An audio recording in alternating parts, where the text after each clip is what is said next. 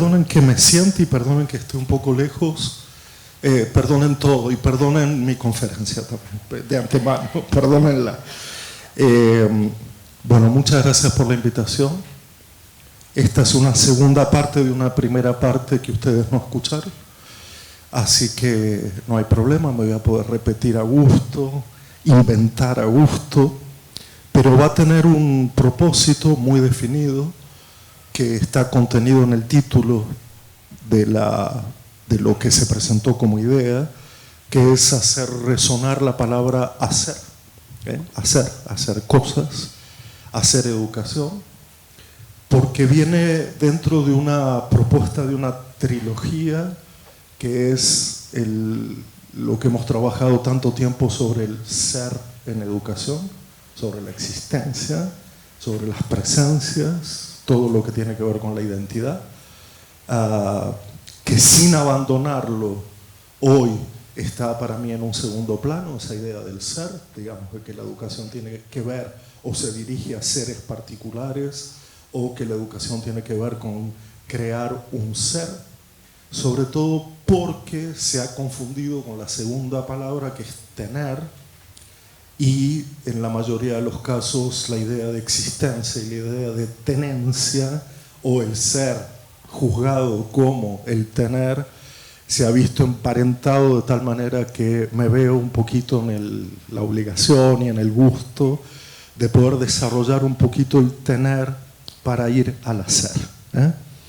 Les voy a confesar de inmediato de dónde tomo algunas de estas ideas, como si fuera mi bibliografía interna, mi bibliografía de experiencia, que no siempre son libros, a veces son libros, pero otras veces son relatos, son testimonios, son estudios, son conversaciones. Y la cuestión entre el ser y el tener me quedó resonando fuertemente cuando allá por finales del año 2021, es decir, ya creo yo saliendo de la pandemia, una mujer con discapacidad ya mayor, en una conversación a propósito de qué había sido su vida en relación con tener la educación, ¿no? Esa exigencia de hay que tener educación que aparece tan fuertemente imbricada en los medios de comunicación y en ciertas agrupaciones políticas, ¿no? La idea de tener educación como lo que distingue casi de una manera sarmientina la idea de civilización o barbarie, que había significado en su vida esa relación entre el ser y el tener, la exigencia de ser, ¿no? Tan juzgada desde su nacimiento por su discapacidad, tan puesta en entredicho, tan sospechada de si en realidad se trataba de un ser que podía desplegarse en toda su potencia de lo humano, en toda su multiplicidad. Por supuesto que yo no dudaría de eso, pero digo, aquejada de una biografía llena de sospechas a propósito de si podía ser, ¿no? O si la educación le había devuelto o dado u ofrecido o confiado una forma de ser, me dijo aquella frase que me llamó muchísimo la atención, que es que lo que echaba en falta, lo que lamentaba en la vida, era no haber podido tener su educación, esta idea de lo propio, lo que tiene que ver con una educación que hubiera tomado en cuenta algo de ella, algo. No digo que lo hubiera identificado y solo le hubiera dado lo que ya era como una suerte de espejo, reflejo o eco repetitivo, pero sí esta idea de tuve educación, pero no tuve mi educación.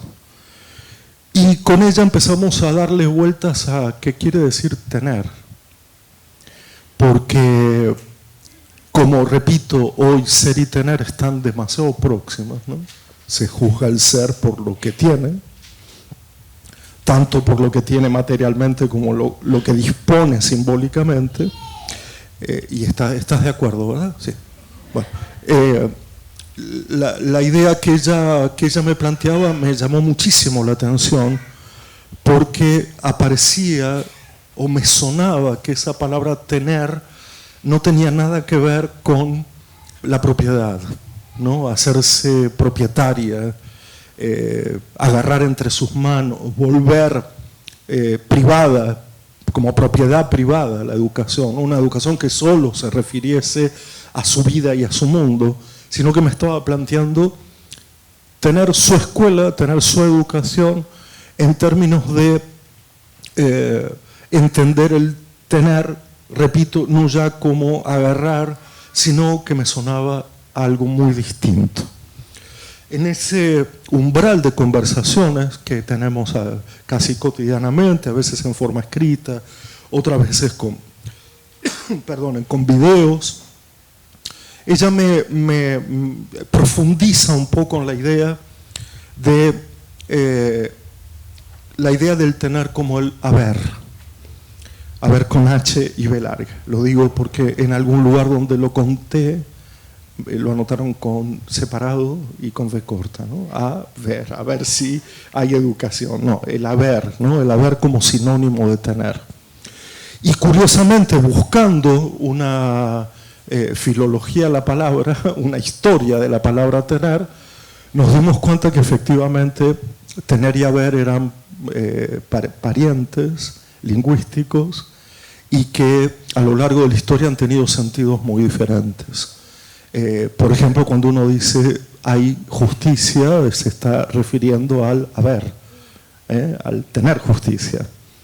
Cuando uno dice si hay derecho o no hay derecho, efectivamente está hablando de otra cosa que no el si yo tengo derecho para mí, el si ese derecho es mío, o si esa justicia se refiere a mí, o si es mía. Dicho esto, efectivamente revisamos el origen de la palabra tener y el origen de la palabra haber, y nos encontramos con una hermosa sorpresa, y es que haber nacía junto a otras palabras que significaban prácticamente lo mismo y que con el paso del tiempo se fueron desprendiendo. En el haber estaba contenido el habitar.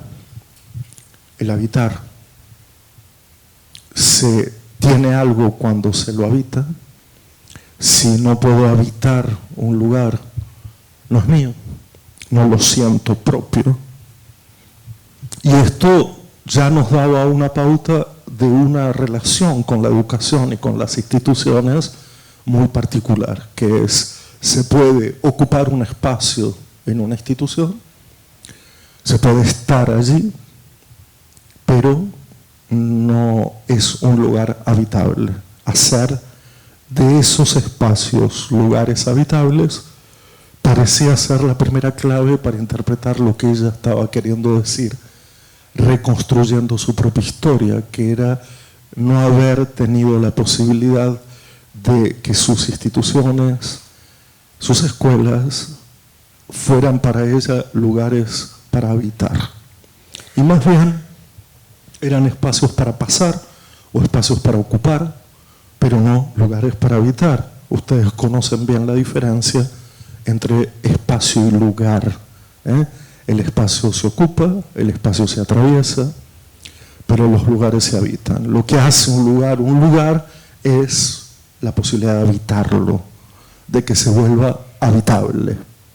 De ahí podríamos pasar largas horas hablando de cuánto el habitar tiene que ver con lo hospitalario, con un lugar que sea hospitalario para todos y para todas, y por lo tanto eso marca una diferencia brutal entre considerar los espacios institucionales y los lugares habitables. Si ustedes quisieran que esto tuviera alguna referencia directa a la inclusión, pues aquí tienen una primera impresión muy general, por supuesto, y casi poco material, que es la inclusión debería, y en muchos casos lo ha hecho, reconvertir espacios que se ocupan en lugares que se habitan. Y eso lo define la historia de cada uno, de cada una, de cuánto se puede hablar de la escuela como mi escuela o como la escuela, ¿no? En esa doble acepción de distancia, ¿no? Voy a la escuela o voy a mi escuela.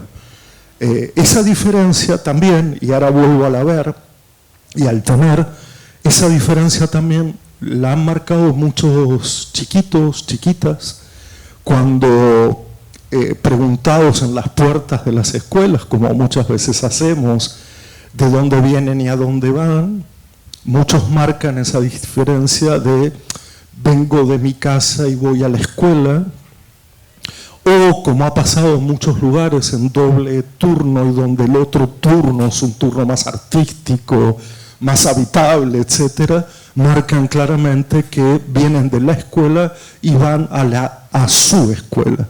Esa diferencia entre la y mi, que es algo que también nos gustaría extender a todos los maestros y maestras y directores, ni hablar, que sería cómo sentimos nuestra institución, no solo como un lugar habitable, esa idea de decir, esta es mi escuela, como decir, esta es mi casa, esta es mi escuela, y la vuelvo hospitalaria para quien quiera venir a esta institución, a este lugar. Disculpen la gripe precedente. Pero junto con el haber como lo habitable, aparecía también la palabra hábito, que está contenida en el haber. Yo sé que hoy todo se busca en las redes y en los buscadores, y he tratado de que sea así para que no digan después que yo lo busqué y no lo encontré. Lo fui a buscar, quiero decir, y me encontré con que la palabra haber también tenía que ver con una cierta idea de hábito, de lo habitual, pero muy emparentado con otras ideas, que es lo de la repetición, claro, ¿no? Las tradiciones, las ceremonias, si ustedes quieren, las festividades, todo lo que extrañamos, o al menos yo extrañé profundamente durante la pandemia, y que hizo que mi facultad, en este caso fuera la facultad, pero no fuera mi facultad, que era justamente un lugar donde se pueda hacer que las cosas duren, que ciertas cosas se repitan, porque son las que configuran una comunidad, ¿no?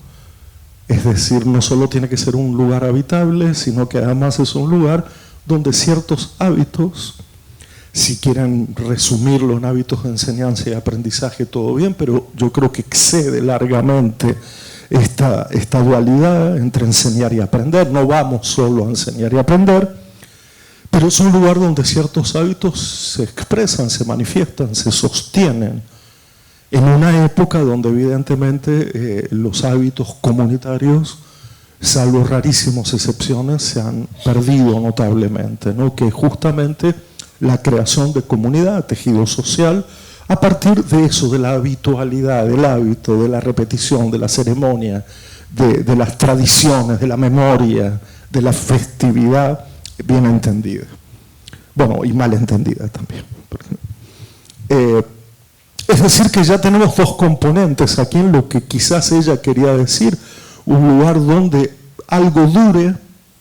El hábito es algo que permanece, es algo que dura un poco, ¿no? En tiempos en que parece que nada dura, que todo es efímero, que todo es volátil, aparece la idea de que quizá ese lugar habitable que llamamos escuela no deba ceder a la idea de pura innovación, pura transformación, puro cambio, pura novedad, puro lo último, sino que tiene que conservar, y espero que esta palabra no cause ningún daño en particular, tiene que conservar para sí lo que muy pocas otras instituciones, y acaso sea la última institución o la única, que logra hacer de un lugar habitable un lugar de hábitos, ¿no? El hábito de los saludos, el hábito de la entrada, el hábito de los nombres, el hábito, bueno, todas las rutinas que ustedes conocen mejor que yo, y que, repito, no son simples repeticiones,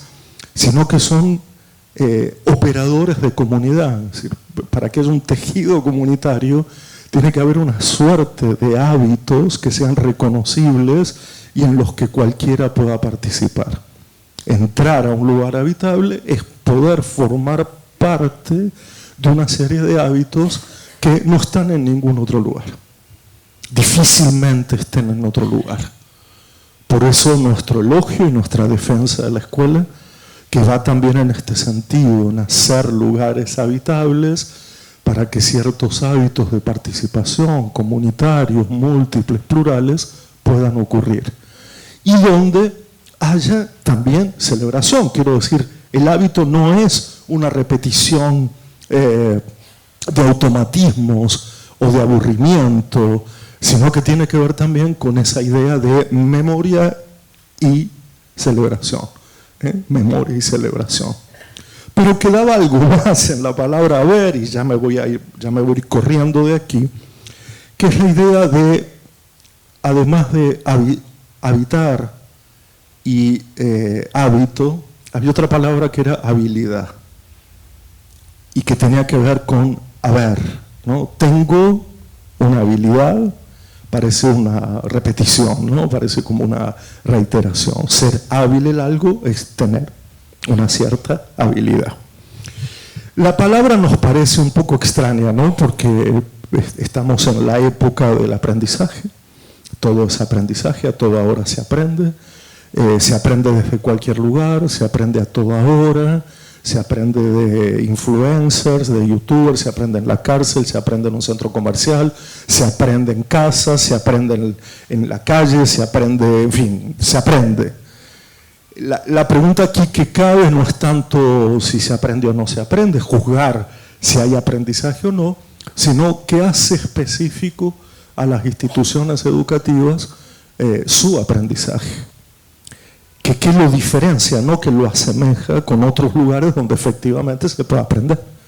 Pero ¿por qué se vuelve esencial la escuela para todos y todas si no es para definir justamente que eso que hacemos allí, que eso que es un lugar habitable, que es un lugar donde se cumplen ciertos hábitos, desarrolla algunas habilidades que de otra manera perderían su vigencia o perderían su presente o perderían incluso su trascendencia, ¿no? Y eso también es rescatar a la escuela como un lugar donde ciertas habilidades que el aprendizaje directo, el aprendizaje en línea, el aprendizaje de pantalla, el aprendizaje como entretenimiento, el aprendizaje como información, no te dan. No te dan. Debería haber algo específico en esas habilidades. Cuando decimos habilidades es ser hábil en algo, ¿no? Que esto va desde el artesano hasta el hiperespecialista. Ahí reconocemos que puede significar ser hábil tocando un instrumento, ser hábil con las manos, ser hábil con el pensamiento, ser hábil con la escritura, ser hábil leyendo, ser hábil jugando. Esa habilidad que viene del haber, repito, de poder haber habilidades, todo con H, hace con que hoy la pregunta que cabe a mi modo de ver no es tanto a qué se parecen las escuelas, sino a qué no deberían parecerse. Es una pregunta a la cual le deberíamos dedicar 1 siglo y medio, porque es la pregunta que hoy entre las industrias, repito, del entretenimiento, de la información, y donde el discurso del aprender, sociedades de aprendizaje, sociedades del conocimiento, el hay que aprender todo el día, el que nunca se deja de aprender, por Dios, basta, ¿no? Basta, déjenme en paz, ¿no? Es como me decían los abuelos y las abuelas cuentacuentos, dice, hasta en el geriátrico nos obligan a aprender, basta, o sea, no tenemos más ganas, tenemos ganas de andar con lo nuestro, digamos, con lo que hemos podido hacer en el mundo, porque hay un momento en el cual no se trata tanto de aprender, sino que se trata de parar un poco de la detención, de la suspensión, para poder pensar en eso que aprendemos, ¿no? Ahí podríamos hablar de aprender cuando pensamos lo que aprendimos, si no, no hay aprender, cuando nos dimos cuenta de lo que hemos aprendido. Y entonces a veces resulta muy curiosa la idea de puro aprender sin esa idea de detención, de suspensión, que hace que conversemos sobre lo que supuestamente hemos o estamos aprendiendo. Aquí también se juega una definición de escuela, ¿verdad? Que es la escuela que acelera, la escuela que se apura, la escuela que cree en todo lo que hay que aprender porque las exigencias de la época así lo demandan, y una idea más de separación, más de distanciamiento, más de suspensión, más de calma, más de reposo, más de dejar que las cosas ocurran, más de dar tiempo para que ocurran, ¿no? Siempre juego con esa idea de si educar es dar tiempo, porque estamos haciendo, negándolo. Y esto en la experiencia de mucha gente, muchas mujeres, muchos hombres que han pasado por este tipo de experiencias, aparece casi como en primer lugar narrativo, en primer lugar biográfico y testimonial, que es una promesa educativa humillante o hipócrita, en el sentido de tenemos tiempo pero no lo tenemos. Y esa vivencia de hay tiempo pero no lo hay, resulta después un signo, una especie de huella muy marcada en la biografía de mucha gente. Resumo esta larga introducción que me habilita al hablar de hacer. He tratado de incorporar aquí un testimonio de una mujer con discapacidad, unos niños y niñas que hacen la diferencia entre la escuela y mi escuela. Pero hay algo más, hay un elemento que me parece que es más bibliográfico. Últimamente, a pesar de que ya lleva años, se subraya la tarea que ha desarrollado un pedagogo francés después de la Segunda Guerra Mundial y un poco más también, llamado Ferdinand de Ligny. De hecho, este año se va a hacer un congreso por primera vez en Argentina sobre la obra de este pedagogo extrañísimo que tiene libros cuyos títulos espantan a los lectores, como por ejemplo Semillas de Crápula, que es el libro más educativo de él, imagínense, ¿no? Dice, quiero un libro bien educativo, Semillas de Crápula, ahí lo tienen, ¿no? O Lo Arácnido, o Cartas a un Trabajador Social, que son libros muy hondos, muy profundos, con una escritura muy extraña, muy fragmentaria, muy aforística, pero hay un recorte que hago muy superfluo, porque hay que entrarle a esa idea. Ferdinand de Ligny trabajó con niños autistas, los aisló en el sentido de sacarlos de los hospicios poco habitables, los intentó sacar para reunirlos en una suerte de aire libre en comunidad. Estoy hablando de hace mucho tiempo atrás, por supuesto, el debate sobre la inclusión ahí no juega ningún papel, pero una de las primeras cosas que él se preguntaba era si los niños autistas no hablan, aquí no vamos a hablar, no vamos a hablar, cosa que uno dice, no está loco, ¿no? Y puede ser, pero resultaba curioso que para hacer lo que él quería hacer, quería que no hubiera la exigencia adaptativa que siempre demandamos de la discapacidad, ¿no? Que es, por favor, trate de primero ser lo que no es, o sea, ser como otros y otras, para poder hacer algo. Se entiende la idea, ¿no? Porque parece muy contradictorio o muy extraño lo que él proponía, pero él proponía hacer cosas. Hacer una granja, dibujar, hacer cine, y no ponía la palabra ahí como una exigencia o como una promesa a partir de la cual era posible recién entonces hacer algo, ¿no? Entonces ahí él muestra pedagógicamente o hace un movimiento pedagógico muy extraño, pero que yo creo que todavía lo deberíamos pensar un poco.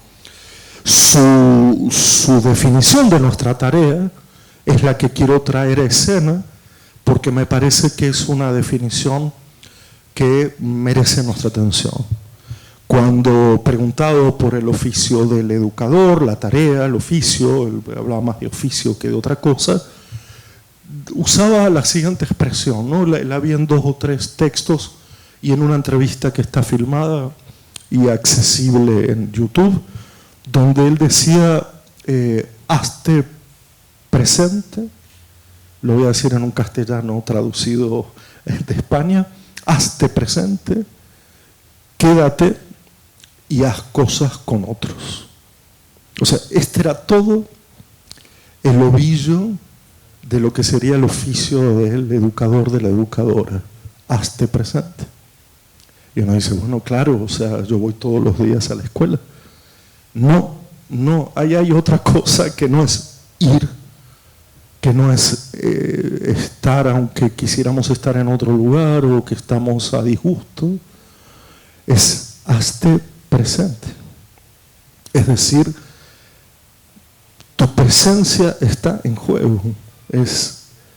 No es una cuestión de solo de estar, sino que yo la formularía como estar presentes en el presente.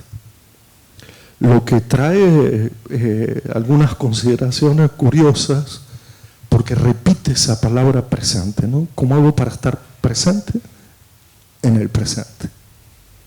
Y no simplemente estar presente, pero en otra parte, que nos pasa a diario, digámoslo de verdad, digamos, esta idea de estar presentes en el presente, de hacerse presente, es decir, de poner una presencia que se puede leer como responsabilidad, se puede leer como existencia, se puede leer de muchas maneras, pero hacerse presente, hacer, ¿no? Aquí está la palabra hacer por primera vez, que es que uno se tiene que hacer presencia, tiene que haber presencia. Por otro lado, en esta primera parte de las tres partes de su definición del oficio del maestro o del educador en general, lo que él está haciendo es remarcar, privilegiar, subrayar la idea del presente. Cuando nosotros en general estamos atados a una tiranía del futuro, absolutamente cruel, absolutamente sin sentido, que es que la educación solo tiene que ver con prepararse para otra cosa, y que no está consiguiendo hundir sus raíces de sentido en el presente. Y que muchos de los malestares que vivimos a diario tienen que ver justamente con no poder estar en el presente, habitando el presente, haciendo que el presente sea, no solo tenga sentido, sino que sea habitable de verdad, que querramos vivir el presente.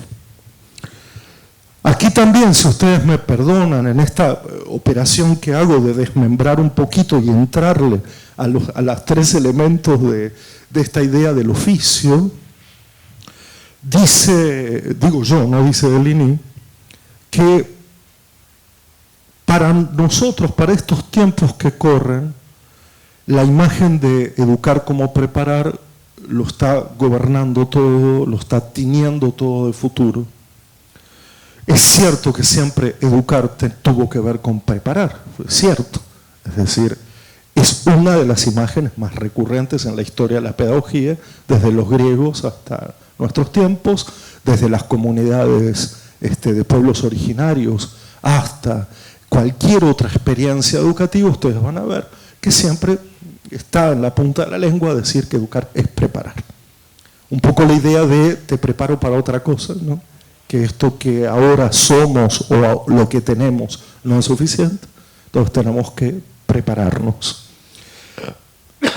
Pero cuando se acentúa demasiado esta idea, cuando todo es preparación, habría que preguntarse quién instala la lógica del futuro.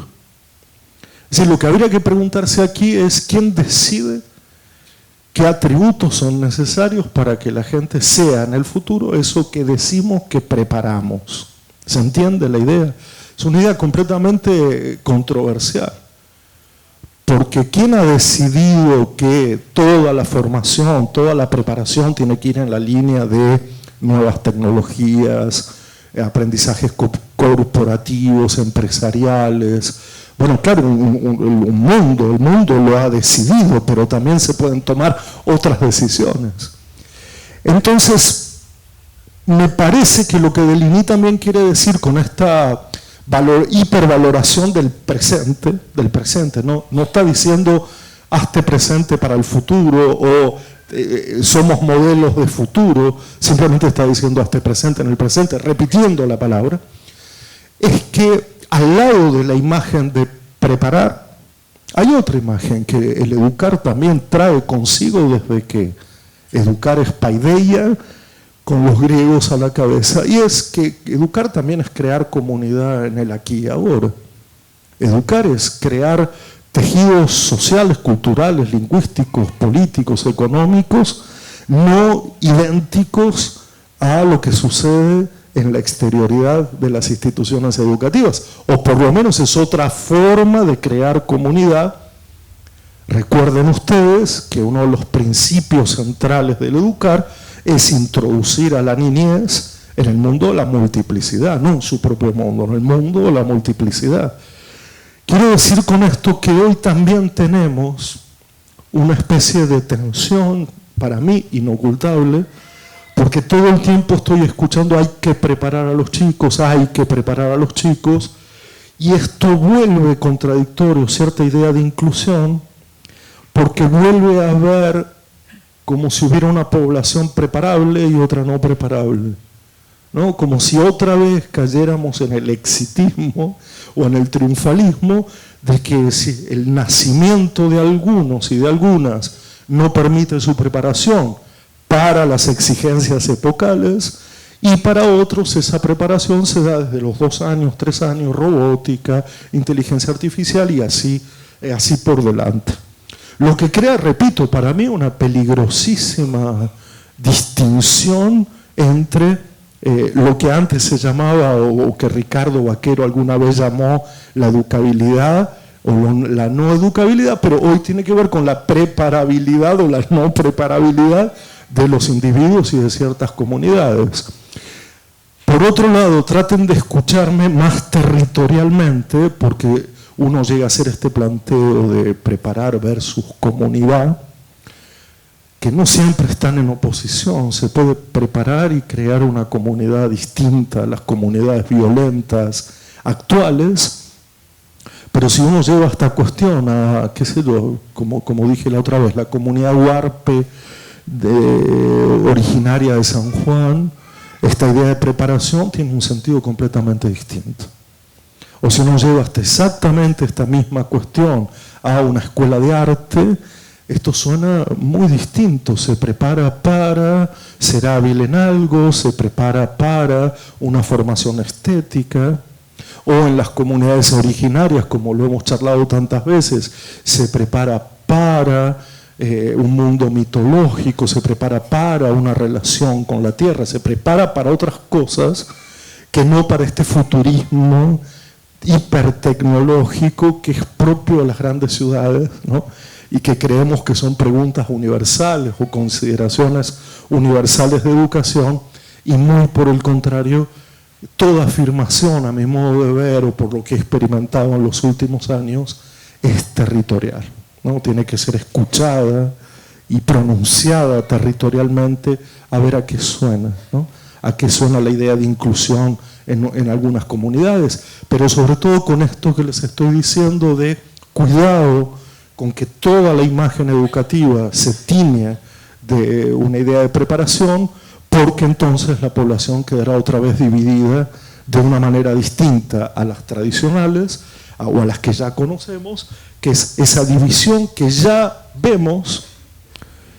Tengo miedo de dar ejemplos, tengo miedo, pero los voy a dar.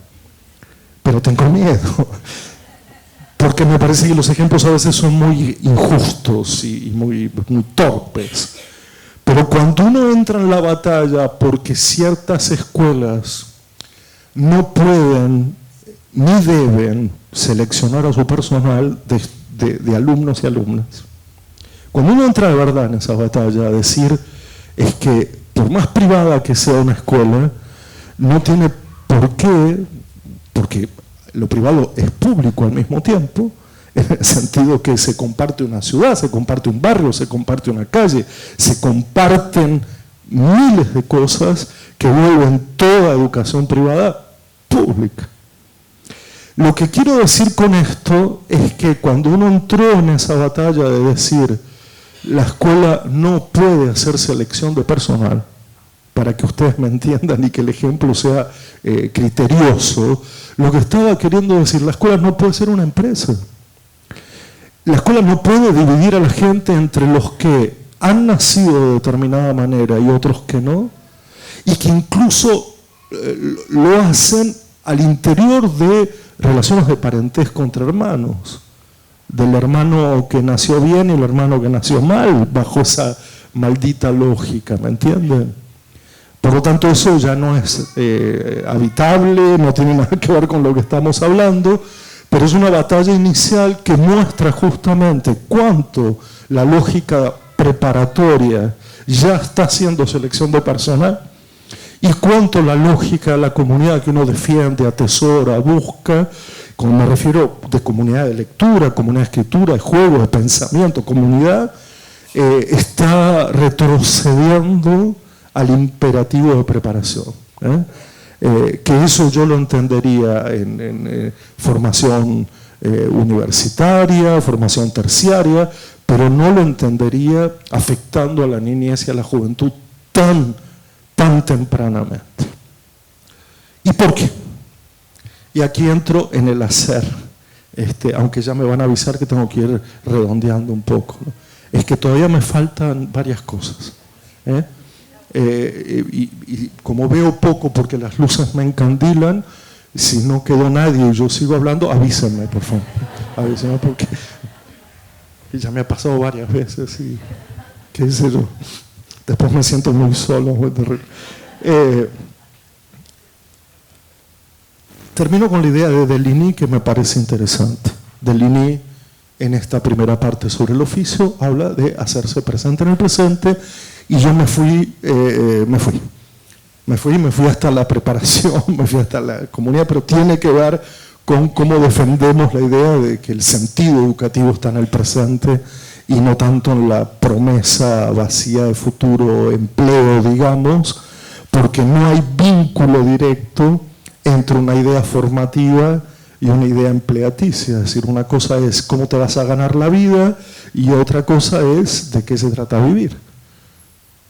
Perdonen que haga esta distinción, pero no podemos asimilar una cosa a la otra. Y hoy impera esta idea de que educar tiene que ver con cómo te vas a ganar la vida. Yo entiendo, hay urgencias, hay hambre, lo entiendo, pero ¿quién dice que yendo por este camino resolvemos esa cuestión a nivel masivo?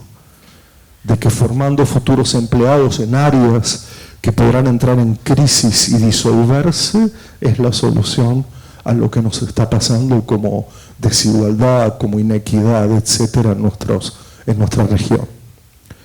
Lo segundo que dice Deligny es quédate. Él dice quédate, ¿no? Yo digo quédate. Quédate.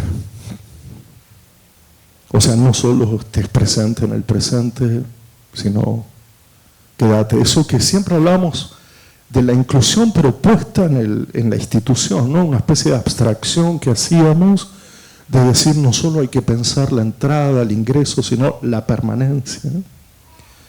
Pero tenemos que hablar de nosotros y nosotras, no de la permanencia del otro, digamos, de los avatares del otro. Lo que tenemos que hablar es cómo nos convertimos en figuras, pese a la precariedad y la provisoriedad de nuestro trabajo, cómo nos convertimos en figuras duraderas, que estamos a disposición, pero no como un 0800, no como una atención al cliente.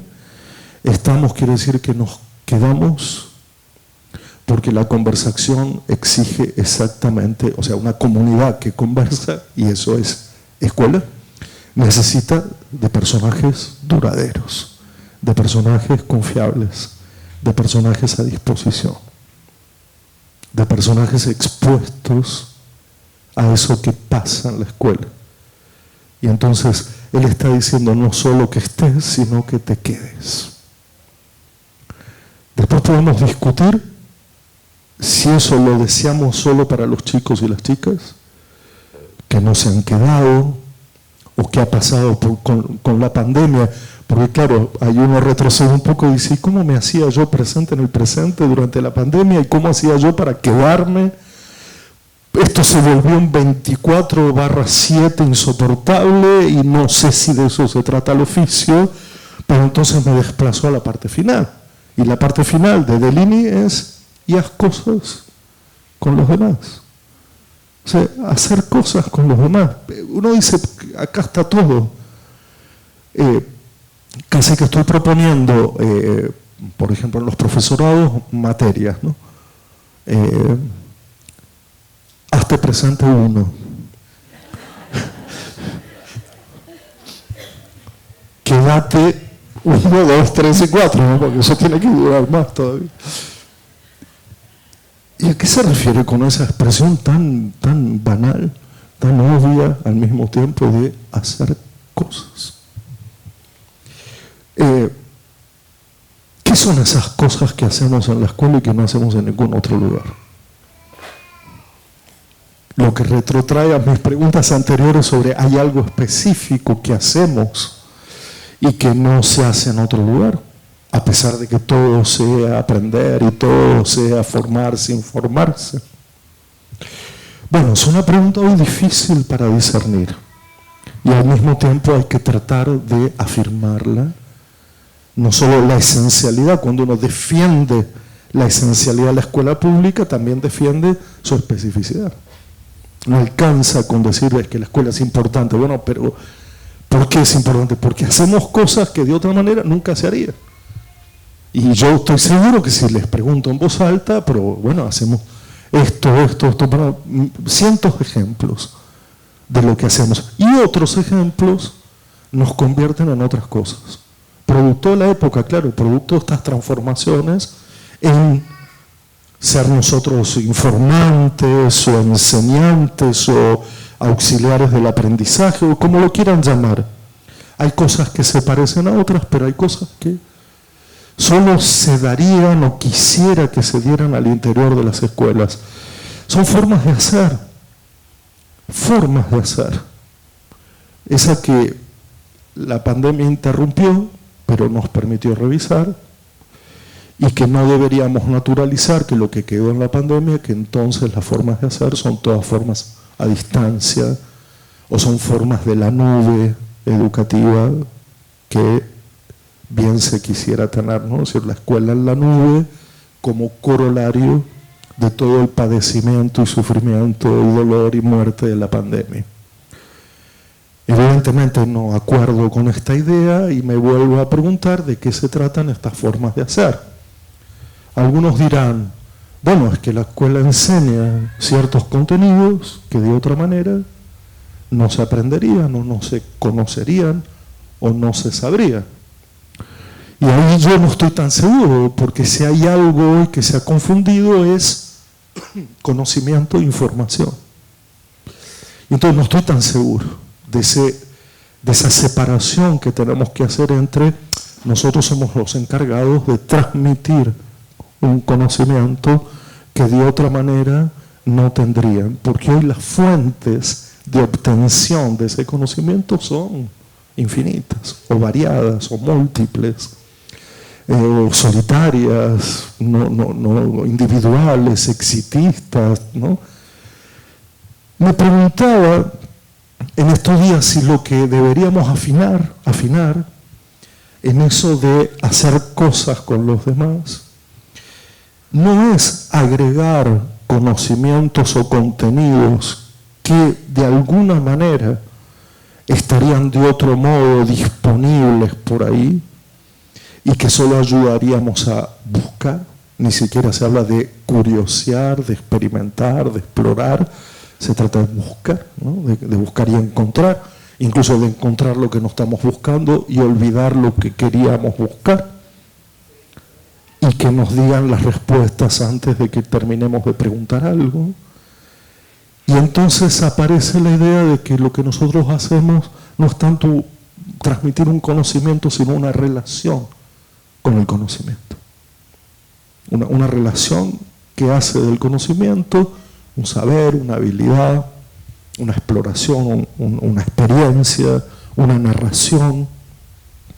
Como que no sería tanto el conocimiento, sino nuestra relación con ese conocimiento. No es tanto la ESI y sus contenidos, sino cómo nos relacionamos con esos contenidos para contarlos a los demás.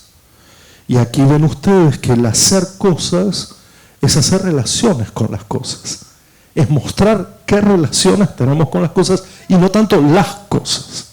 Las cosas. Para decirlo de otra manera, históricamente todos reconocemos que hay cosas que hacemos en la escuela que en una época eran solo de la escuela, alfabetizar, por ejemplo, ¿no? Bueno, sí, se podía alfabetizar en el hogar, pero en muy pocos los casos la escuela se dedicaba a alfabetizar. En etapas anteriores, jugar colectivamente, porque de otra manera, si no tenías 8 hermanos, no ibas a jugar colectivamente nunca y te ibas a convertir en un jugador solitario. Leer, uno diría, sí, hay experiencias de la lectura bajo la cama con una linterna a la noche mientras tus papás no te veían, pero la lectura colectiva es propio de las escuelas. Y yo podría seguir, ¿no? Jugar, leer, escribir, narrar, hacer deportes, experimentar nociones de química, física, biología, historia, matemáticas, todo eso, con la relación entre lo individual y lo colectivo. Ahí es donde está la diferencia que tiene esto con cualquier otra forma del aprender. Y es que no se trata solo de conocer algo individualmente, sino de ponerlo en una relación de comunidad para ver qué efectos provoca en la comunidad, no tanto en el individuo. Esto alteraría ciertas tradiciones evaluativas, por supuesto, y como bien saben, como ministro de Economía, de Educación, quiero decir, duraría 3 segundos al proponer que no se trata de preparar, al proponer que no se trata de los contenidos actualizados y que la escuela es del siglo XIX y los maestros son del XX y la sociedad es del XXI, porque no creo en nada de eso. O sea, con mucha honra, me parece que hay cosas apasionantes del siglo XIX y del siglo VI a.C., por supuesto, y que tienen que estar puestas en el presente, así como hay cosas del futuro que valdría la pena con un cierto temor conocer, pero sobre todo esto puesto en el presente, porque es en el presente donde se puede hacer algo. No hay promesa del hacer, no hay postergación del hacer.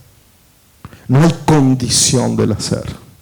El lugar habitable de habilidades y de hábitos constituye haceres cotidianos que solo la escuela puede hacer, no tanto por sus contenidos, estoy hablando del currículum, sino sobre todo por las relaciones distintas que tenemos con el conocimiento. Mostrar esas relaciones distintas. Y hoy, aunque no tenga nada que ver con este encuentro, lo que cabe mostrar es un anti-utilitarismo. Y aquí me he vuelto pedagogo anárquico, pero así del siglo XIX, claramente, donde la idea de comunidad justamente tiene que desprenderse de valores, de estimaciones, de cálculos, de fórmulas, en su relación interesada con el mundo, sino que hay que desarrollar, mostrar, enseñar un vínculo no interesado con el mundo para que no sea hipócrita esa relación y que justamente muestre nuestro carácter pacifista, antiviolencia, antisexista y todo lo que ya sabemos que es una relación con el conocimiento. No hablamos de la guerra, sino que lo que hacemos es mostrar nuestro horror con la guerra. No traemos un especialista bélico a contarnos las cosas de la guerra. Lo que queremos, porque esa información la podemos tener a mano, permanente, infinita, eterna, lo que nos falta es crear una relación con las cosas que pasan en el mundo.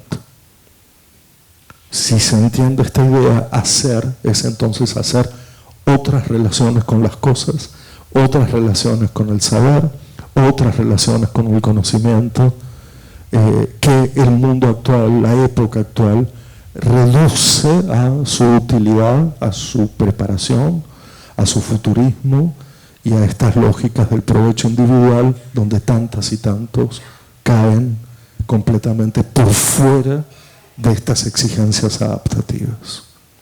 Y lo que quiero decir con esto es que no puedo al mismo tiempo sostener una idea inclusiva, emancipatoria, democrática, igualitaria, libertaria, aunque esta palabra no estaría, no es esa la palabra, perdonen, de libertad quiero decir, ¿no? Y al mismo tiempo tener unas exigencias de rendimiento epocales que son absolutamente contradictorias con la idea de que los individuos, las personas tienen, y es nuestro deseo, que puedan pensar por sí mismas, que puedan hacer sus propias comunidades, su propia historia. Déjenme decir dos cositas y voy terminando, si les parece bien, aunque me parece que recién he empezado.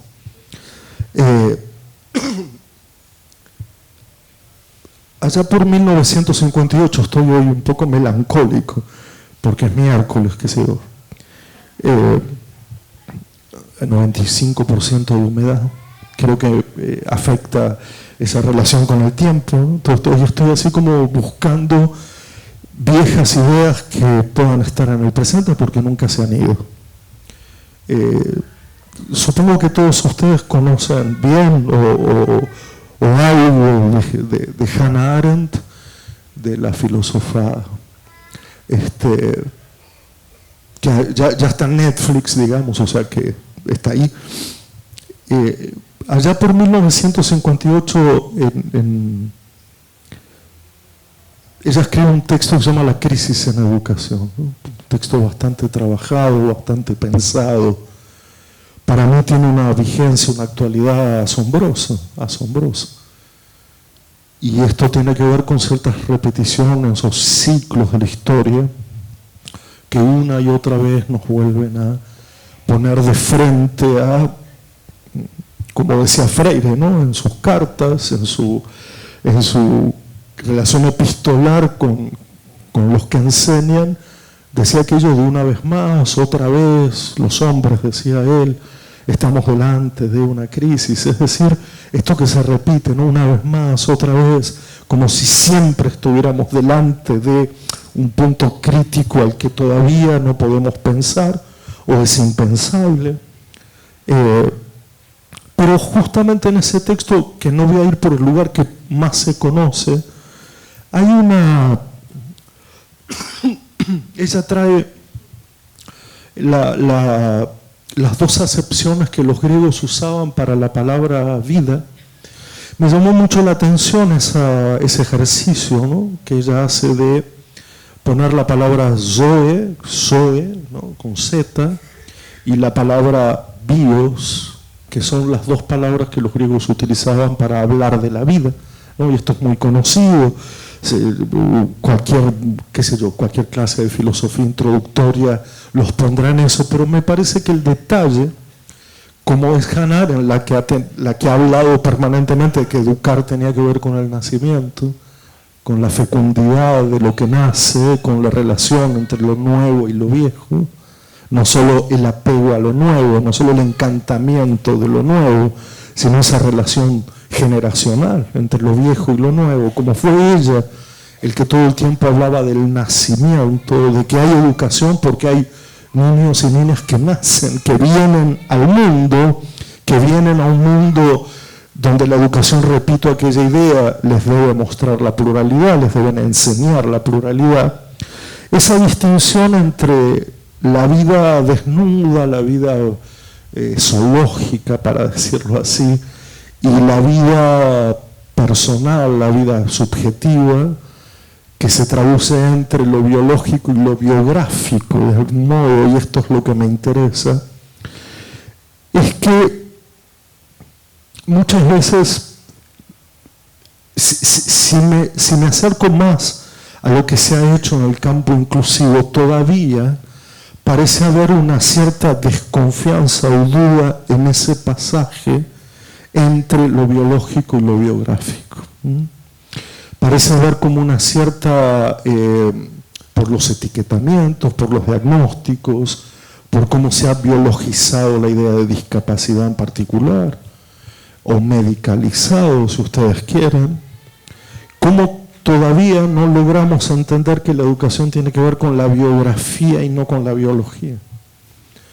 Cómo tiene que ver con un renacimiento del nacimiento biológico y no tanto con sostener que el nacimiento ya implica un destino naturalmente trazado, como si no hubiera forma de resistirse a las formas de nacer. Como el que ha nacido de una manera ya no puede torcer su camino, ¿no? Y de eso tenemos amplios ejemplos de cuánto alguien que nace así o en cierto lugar o en ciertas condiciones, su destino parece estar afectado por las formas de nacer. Y sin embargo yo quiero proponerles que en realidad ese destino no tiene que ver con las formas de nacer, aunque eso justifica el hecho educativo, sino con las formas del hacer educativo, que traducen, cambian, producen ese pasaje de lo biológico a lo biográfico, es decir, la historia personal, la historia que todos y todas pueden narrar, pueden comenzar a narrar o pueden terminar de narrar, ese pasaje entre esta vida no es vida. Cuando uno pronuncia esa frase la está diciendo de las dos maneras, ¿no? Como que esta vida que me tocó en suerte no es vida, porque la vida sería mi propia biografía, y entonces, y también es la vida como supervivencia, como simple supervivencia, y la vida como historia narrativa. Y es ahí donde me parece que el hacer es, más allá de la heterogeneidad, que yo la defino muy claramente como la multiplicidad del mundo, la pluralidad del mundo, esa pluralidad que entra en escena en toda institución, si no es un problema, es un dato consagrado. Otra cosa es que lo hayamos percibido o no, pero que hay pluralidad y hay multiplicidad es incontestable. El tema es cómo hacemos para que de la vida que nace se vuelva una vida que narra, ¿no? Y esta diferencia para mí está en las formas del hacer, y no tanto en las formas del discurso, y no tanto en las formas de tantas otras cosas, sino en las posibilidades que tienen todos y todas de hacer de otra manera, de no repetir el nacimiento cuando ese nacimiento está afectado por alguna razón, ya sea por prejuicio o ya sea por problemas, defectos, lo que quieran. Lo que estoy planteando aquí es la educación sí tiene que ver con el nacimiento, porque como nacen va a haber un pasaje de lo viejo a lo nuevo, de los mayores a los menores, pero lo que hay sobre todo es una transformación del nacer en un hacer. Aunque parezca que estoy diciendo lo mismo, del nacer al hacer, de el sobrevivir con el nacimiento al poder ser otra cosa en la biografía. Y entonces, y con esto termino y dejo otras cosas para el año que viene o para cuando sea, la palabra para mí, aunque Hannah Arendt diría, se trata del comienzo, ¿no? El nacimiento como comienzo, y una narración o una biografía que está toda por escribirse, tengo aunque suene pretencioso y no estoy discutiendo con ella, no me animaría, además no me escucharía, claro. Tengo la pretensión de decir que para mí el educar es recomenzar, no tanto comenzar. El comienzo ya fue dado, el comienzo está ahí, se ha nacido. Todo lo demás está por hacerse, todo lo demás está por hacerse. Y ese hacer, que no es el haber nacido, sino empezar a hacer una biografía, desde el punto de vista de la escuela tiene que ofrecer un recomienzo para que el destino que nuestras sociedades desiguales ponen en las espaldas de ciertos nacimientos, pero no de otros, se puede alterar. Un educador, una educadora que crea que el nacimiento lo determina todo, no puede proporcionar recomienzos. Cuando trabajamos con los testimonios, narraciones de gente que ha pasado por experiencias que no han permitido recomenzar y que han sido la repetición del nacimiento toda la vida, lo primero que te dicen es no haber podido vivir esa experiencia de recomenzar, de que aquí puedo recomenzar, que aquí puedo ser otro, de que aquí no soy juzgado de la misma manera, de que soy mirado de otro modo, de que me tratan de otra manera, que puedo tomar la palabra de otro modo, y es justamente que puedo hacer más allá de cómo he nacido, ¿no? De que puedo hacer. Eso para mí constituye el eje central de lo que llamamos, en este caso, inclusión, pero que es educación en general. Repito, contribuir a recomenzar para que no solo haya nacimientos, sino que esos nacimientos puedan tener autoría. Autoría personal, autoría colectiva. Es decir, pasar de ser cuerpo biológico a ser cuerpo biográfico. Bueno, no sé si he respondido al título de la cosa, pero en todo caso esto es lo que he podido traerles hoy y a disposición para lo que ustedes crean. Gracias.